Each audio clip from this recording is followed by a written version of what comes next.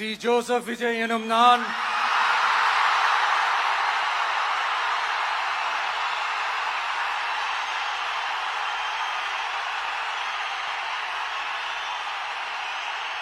சட்டப்படி அமைக்கப்பெற்ற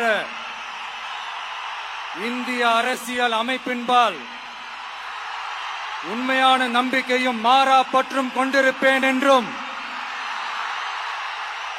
இந்திய நாட்டின் ஒப்பில்லாத முழு முதல் ஆட்சியையும் ஒருமையையும் நிலை நிறுத்துவேன் என்றும் தமிழ்நாட்டு அரசின் முதலமைச்சராக உண்மையாகவும் உளச்சான்றின்படியும் என் கடமைகளை நிறைவேற்றுவேன் என்றும் அரசியல் அமைப்பிற்கும் சட்டத்திற்கும் இணங்க அச்சமும் ஒருதலை சார்பும் இன்றி விருப்பு வெறுப்பை விலக்கி பலதரப்பட்ட மக்கள் அனைவருக்கும் நேர்மையானதை செய்வேன் என்றும் ஆண்டவன் மீது ஆணையிட்டு உறுதிமொழிகிறேன்.